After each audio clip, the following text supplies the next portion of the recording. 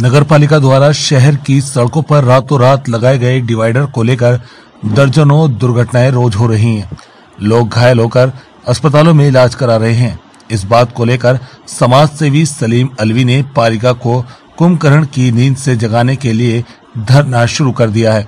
बीते कुछ माह पूर्व शहर के सौंदर्यकरण के लिए नगरपालिका द्वारा शहर की सड़कों पर डिवाइडर को लगाने का कार्य किया गया था।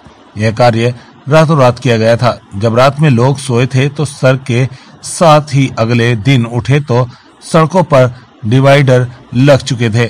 आने जाने दर्जनों घटनाएं हुई। लोग गंभीर रूप से भी घायल हुए, जिनको उपचार के लिए हायर मेडिकल सेंटर भी ले जाया गया था, लेकिन नगरपालिका ने इसकी कोई सुध नहीं ली।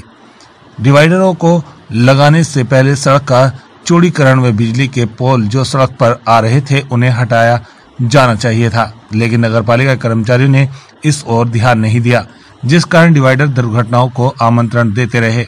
2 दिन पूर्व साठा निवासी समाज सेवी सलीम अलवी किसी कार्य से जा रहे थे कि डिवाइडर के डर से टकराकर घायल हो गए। उन्होंने नगरपालिका प्रशासन को 15 दिन की चेतावनी देते हुए कहा कि या तो पालिका 15 दिन के अंदर दीवारों के ऊपर रिफ्लेक्टेड पट्टियां खिंचवाए, जिससे निकलने वाले लोगों को सड़क की चौड़ाई का पता लग सके। वहीं सड़क पर लगे बिजली के पोल तत्काल हटाए जाएं। शहरों में जहां पर मोड़ हैं वहां पर लिफ्ट रिफ्लेक्टेड बोर्ड लगाए जाएं, जिससे सड़क से गुजरने वाले लोगों को जानकारी हो सके। उन्होंने मांग की है कि अगर 15 दिन के भीतर नगरपालिका अपने कार्य को अंजाम नहीं देती है तो उसके बाद वह शहर की जनता से चंदा एकत्रित कर डिवाइड दोनों पर रिफ्लेक्टेड पट्टियां लगाएंगी। इसी मांग को लेकर सलीम अलवी ने आज नगरपालिका गेट के बाहर धरना दे डाला।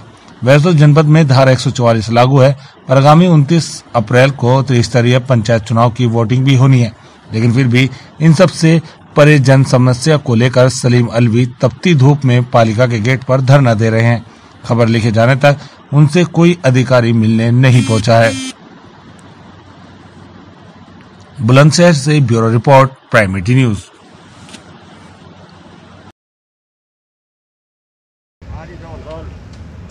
आज जो अभी अनशन पे बैठे, क्या कारण है? सर, अनशन में बैठने का मेरा मेन कारण ये है कि जो शहर में डिवाइडेशन का कार्य किया जा रहा है सड़कों का, उसका करने का तरीका सही नहीं है। जो रातों रात डिवाइडर रात को डाल दिए जाते हैं और सुबह कोई भी इंसान उससे टकरा के चोटिल हो जाता है, गंभीर हो जाता है, चोट लग जाती है। तो डिवाइडेशन का कार्य करने का तरीका ये था, पहले सड़कों को चौड़ा करा जाना चाहिए था, बिजली के खंभे हटाए जाने चाहिए थे, पेड़ रास्ते में से हटाए जाने चाहिए थे, उसके बाद डिवाइडर बीच में डालने चाहिए थे। अब मेरी प्रशासन से, डीएम साहब से और नगरपालिका अध्यक्ष जी से ये डिमांड है कि कम से कम जो डिवाइडर डाल दिए गए हैं उन डिवाइडर पे लाइटिंग का इंतजाम किया जाए, उन पर वाइट पेंट किया जाए जो रात में दिख सकें, और रिफ्लेक्टर लाइटिंग की जाए जिससे रात में लोग टकरा रहे हैं उनसे वो बच सकें। आपके चोट लगी हुई है क्या? कहाँ से लगी? ये डिवाइडर के टकराने से चोट लगी थी। उसके बाद कल रात भी एक एक्सीडेंट हुआ वैगनार का, जिसमें एक महिला और उसका बच्चा अति गंभीर रूप से घायल हैं। उन्हीं को देखने के बाद मेरे दिमाग में ये सब चीज़ आई कि ये जो हो रहा है वो गलत हो रहा है, इसके खिलाफ आवाज़ उठाई जानी चाहिए। अच्छा, आपने इसकी शिकायत पहले भी की है कभी कहीं? जी, मैंने रजिस्ट्री से इन्हें लेटर भेजा था कि ये सब इनके जो डिवाइडर डाले गए इन पर कम से कम रिफ्लेक्टर लाइटें और पेंट कराया जाए, जिससे चलते में दिखें लोगों को, टकराए ना लोग इससे। तो उस पर कोई सुनवाई नहीं हुई, इसलिए मुझे मजबूरन आज धरने पर यहाँ बैठना पड़ा।